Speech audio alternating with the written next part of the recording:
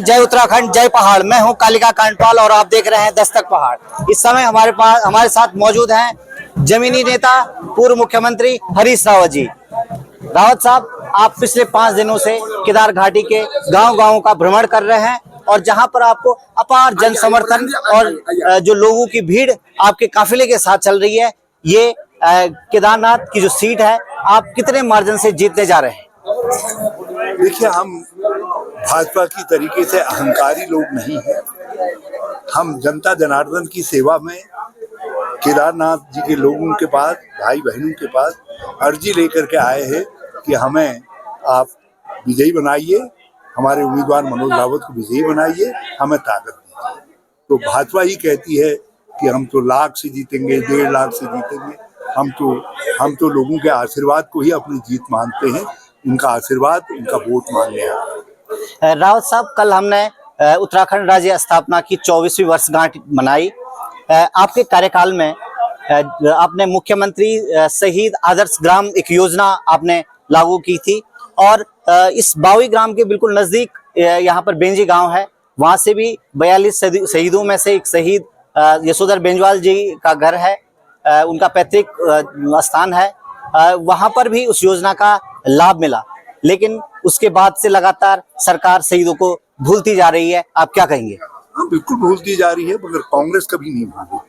मनोज रावत जी ने शहीदों की मूर्तियां लगाने का काम जब वे विधायक थे गांव-गांव में शुरू किया और हमने अपने समय में आज़ादी के दीवानों के लिए भी, आज़ादी स्वतंत्रता संग्राम सेनानियों के गांव को भी जोड़ा, शहीदों के गांव को भी सड़क से जोड़ा और अपने सीमा के शहीदों के गांव को भी हमने सड़क से जोड़ने की योजना मंजूर की। और उस क्रम में हमने मेरा गांव मेरी सड़क योजना तक प्रारंभ की ताकि कोई गांव छूट न जाए, और इन्होंने उन सब योजनाओं को बंद कर दिया और अब ये सपने से जग रहे हैं। अब कह रहे हैं नहीं, गाँव को जोड़ना है।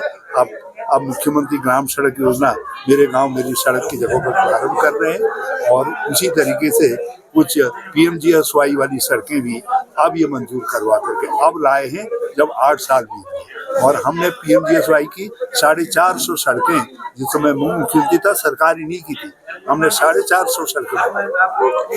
2013 में आप जब उत्तराखंड के मुख्यमंत्री थे, उस समय इस केदार घाटी में एक आपदा आई थी और उसके बाद जिस गति से आपने जो पुनर्निर्माण के कार्य यहाँ पर करवाए और देश विदेश के यात्री बड़ी संख्या में उसके बाद यहाँ आने लगे, ये जो वर्तमान सरकार है, ये जनता का मनोबल नहीं बढ़ा पा रही है। आप क्या कहेंगे? इस धरती का आदेश था, इसका आशीर्वाद था, केदारनाथ जी ने एक असंभव काम संभव करवाया। जो आज भारतीय जनता पार्टी में विजय बेगुणा उस समय मुख्यमंत्री थे, उन्होंने जो कह दिया था 10 साल तक भी केदार धाम यात्रा नहीं चल सकती, लेकिन हमने बाधित नहीं होने दी। दूसरे साल ही केदारनाथ यात्रा प्रारंभ की और वो सब यहाँ के लोगों के बलबूते पर भी, यहाँ के जनता के शक्ति पर भी। और मुझे बेहद खुशी है कि रुद्रप्रयाग से लेकर के केदार धाम तक हमने 1.25 महीने के अंदर सारे मार्ग को ठीक दुरुस्त करवा दिए। और आज मैं देख रहा हूँ कि कुंड में एक पुल टूट जा रहा है, ये उस पुल को दुरुस्त करने में इनको कई महीने लग गए हैं। अब तो साल होने को आ रहा है और अगस्त मुनि से लेकर के गौरी कुंड तक आप सड़क को देखिए, क्या हाल है जगह जो है। और जितनी मैं केदारखंड में जिन एरियाज में गया हूँ, केवल यहाँ मुझको कुछ सड़क सही दिखाई दी है, नहीं तो सारी जगह जो है सड़कों में गड्ढे ही गड्ढे। आप केदारनाथ की जनता को क्या संदेश देना चाहेंगे? मैं केदारनाथ के लोगों से कहना चाहूंगा कि उत्तराखंड को कुछ सशक्त आवाजों की जरूरत है, जो उत्तराखंडियत और केदारखंडियत के लिए आवाज उठा सके, जो हमारी जमीन की बात कर सके, हमारे जंगल की बात कर सके, हमारे पानी की बात कर सके, हमारी बुनियादी अधिकारों की बात कर सके, महिला कल्याण की बात कर सके, जो बेरोजगारी के खिलाफ आवाज बुलंद कर सके, जो बढ़ती हुई शिक्षा की मोटी तरीके से फैलती हुई महंगाई है उसके खिलाफ आवाज उठा सके। हमको ऐसे लोग चाहिए जो हमारे दर्द और पीड़ा की आवाज को बुलंद कर सके, और ऐसी आवाज बुलंद करने की सामर्थ्य केवल मनोज रावत में दिखाई देती है और किसी उम्मीदवार में नहीं है। और मनोज रावत को मैं कहना चाहता हूँ लोगों से हाथ जोड़ करके उसको विजयी बनाएं। धन्यवाद रावत जी। तो आप थे हरीश रावत, पूर्व मुख्यमंत्री उत्तराखंड सरकार में। आप एक जमीनी नेता हैं।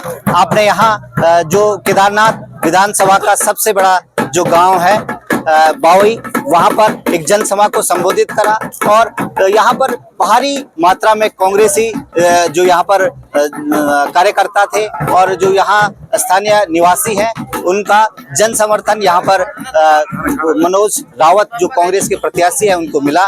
और रावत जी ने स्पष्ट शब्दों में कहा कि जनता की आवाज, सशक्त आवाज को विधानसभा में पहुंचाने के लिए मनोज रावत जी को विजयी बनाया जाना बहुत जरूरी है।